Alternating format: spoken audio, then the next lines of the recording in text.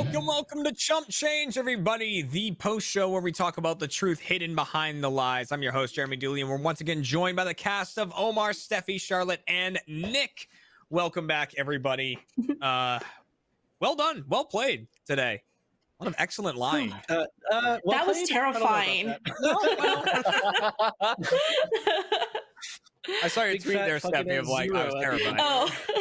No, seriously, I was terrified the whole time. Even when I was telling the truth, I'm like, they're going to think I'm lying. I feel like I'm getting like the third degree. I am freaking out.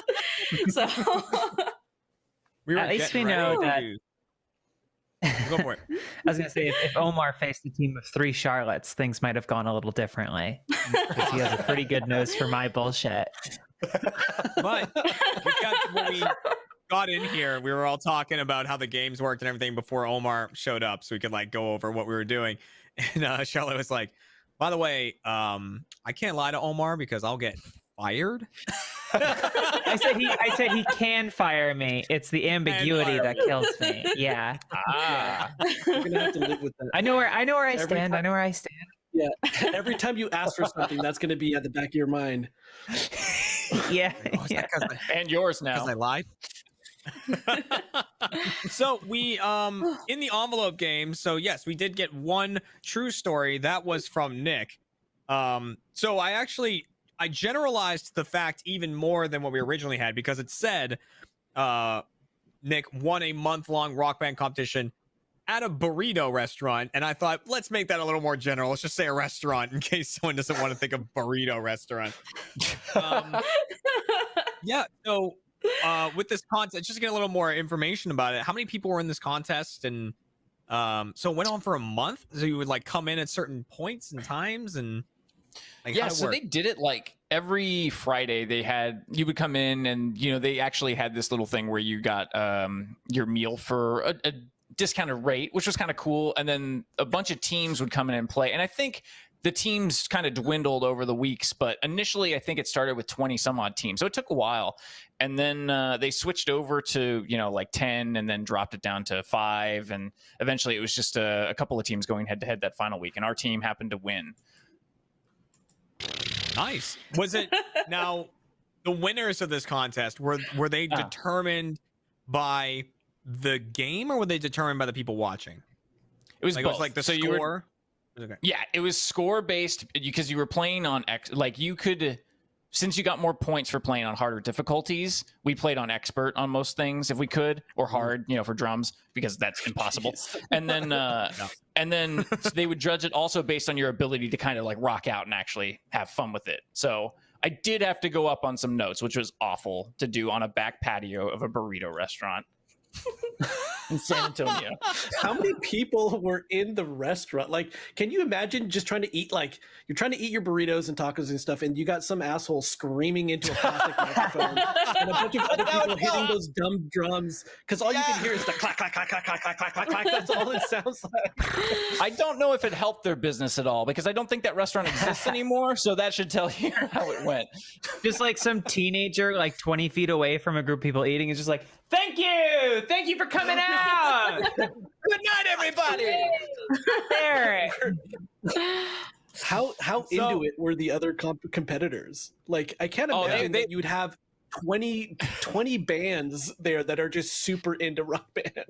The ones that lasted longer were way more into it. The first one were like, yeah, we like to play, sometimes at home. And then they saw what they're up against. And they're like, I'm just going to eat a burrito and get a margarita and get out of here. Kind of thing.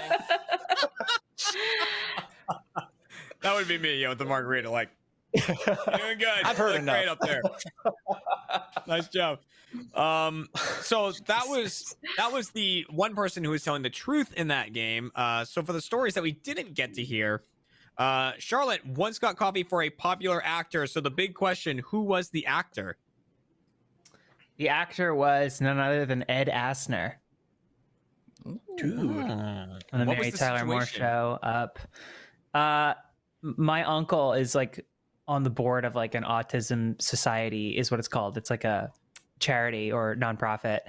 And so is Ed Asner's son. And so there was like a film festival in, I think, Anaheim area or Orange County. And I volunteered and helped. And then Ed Asner showed up as part of it to like judge a film or something. and I got him coffee, and he did take it black and small. Oh, I wasn't far off. Definitely a black coffee. Yeah, no, you were close. And yeah. Wasn't But- far but on. yeah, You're talking about Mr. Danny Trejo. That wasn't I would say in many ways artistically parallels. Fair. Yeah. Imagine Danny Trejo in that Mary Tyler Moore office. I am, and it's great.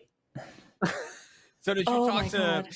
did you talk to Ed Asner like personally with the coffee? No. Or did was it like you're getting the coffee for Ed? It was like someone. It was getting the coffee for Ed, and I stepped back and kind of maybe like he might say something, and I was like, but it was less so like a fame.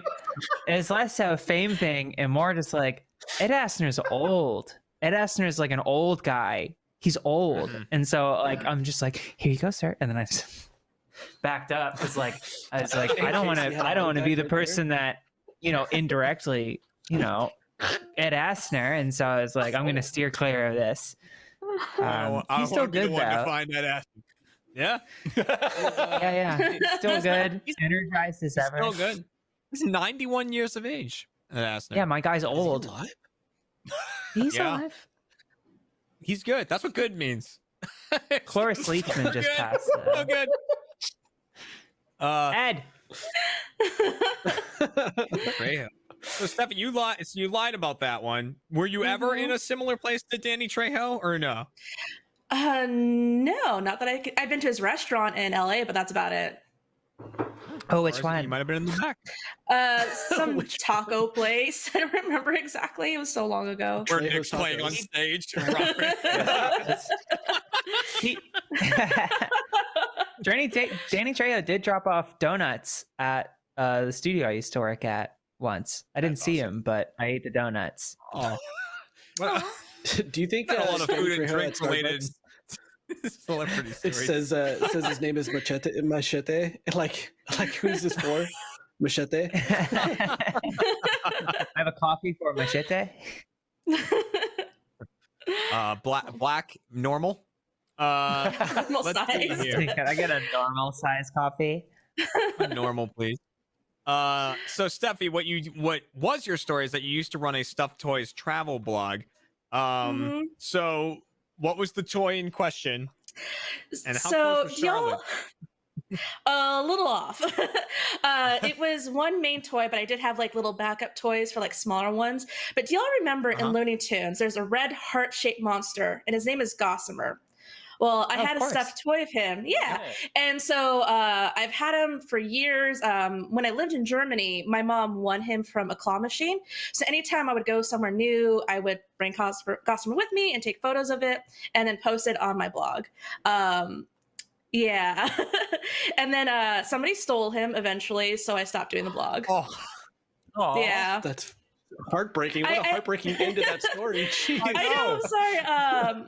kidnapped. So people Sorry for have your given loss. me oh, it hurt, but I cried actually. Very people sorry have for sent your me- loss, Omar. Oh. People have sent me Ah. replacements. So people have sent me replacements that's because nice. it had it wasn't a big blog, but at that time it was easy to promote that stuff on because WordPress used to be huge back in the day, so it was really easy to like cross promote. So I had like a little tiny following, and people were really nice about it. So How old were you when you were doing this? I started. So I got Gossamer when I was about 13. Started really blogging about like let's say 1920 and did it for a few years. And then ever since then, I had different types of blogs. I love working on blogs and building websites and stuff like that. So I was doing that for a few years. Yeah, it was fun. My brain did That's not let cool. that one in when Steffi said, I started in about 1920. I was like, that was a long time ago. Hey! Jeremy, I was like, don't call me out what like the that. hell? I know I'm old. Please stop. Gossamer heading over to Europe off of the Germany trip. The last thing I want to talk about before we end the post show here, Hmm? Omar specifically said to Charlotte the prospect of horse shampoo was more likely than rabbit shampoo. That's where this conversation started. And Charlotte said, no, that's not true. And Omar said, yeah, I've had horse shampoo. Why have you had horse shampoo? I'm surprised you guys don't know about horse, like that mane and tail. That was super popular, especially with like women who had like longer hair and stuff, because it was supposedly had. A lot you of, like, used it? I used it as a child, yeah, because I grew up like I was a swimmer, water polo and stuff. Like my hair was fried from being in the pool 5 hours a day my entire life. So yeah, the thing that we all use, all of the people that were on my team and stuff, especially the girls on the team, all used mane and tail horse shampoo and conditioner, because it was like the only thing that could repair your hair from all that chlorine. Huh. Wow. And it kept it from getting all crispy and falling out. Yeah, like it was. I mean, maybe I'm older than everybody, but I feel like that was a real popular thing in the *90s. Was using that mane and tail shampoo. Like going to pet stores and buying younger millennials bottles. love to use rabbit shampoo. Yeah. Let's keep your coat nice and fluffy. You know, it's nice. Mhm. Just missed the Yeah. key. Bathe but- rabbits, is that a thing that people do? I don't feel know. like I was a going to ask rabbit you, is- Charlotte. No, know someone who had a don't- rabbit, or you just make that up? Don't give rabbits baths. That's bad. They don't like baths. Oh no, hold on. I told the story, so let me weigh in. I think it's fine. And Rooster Teeth endorses. No, probably shouldn't do it. I think Steffi's probably right on this one. Yeah, please don't give your rabbit a bath. Warner Media is happy to stand in line and announce that it's okay to submerge a rabbit. Yeah, bathe your. You know, robot. it's funny. I look up rabbit shampoo to see if there's any for sale. But the fourth Never thing listed is mane and tail. Mane and tail, but not for rabbits, but yeah, like mane and tail moisturizer, and it has pictures of horses on it. And yeah, I think this is what you were talking about, shampoo and conditioner. There it is. It's if I've looked at it. It's been like 20 years since I've seen a bottle of it, but it was a white bottle with a blue label. Is that what you see right now? Yeah. Wow. Yep, that is it. Well, there you go. You know, people looking to get into swimming and you're in the chlorine a lot. Get some horse shampoo. Get some mane and tail in there. You know, make your mane Future soft. sponsor of this show. Mane and tail. Well, let's look at it. Christian, jot it down. We'll look into it. But I want to say again, thank you so much to the cast of today's episode, to Omar, to Steffi, to Charlotte, to Nick. Thank you all for coming and talking about your stories and playing along. And you, the audience, thank you for being first members and watching our post-show Chump Change. We will be back for a whole new episode of Chump with a whole new cast next week, Wednesday, 4 p.m. Central Time, only on RT TV. Thank you very much. And we'll see you all next week. Bye, everybody. I forgot we were recording that right there.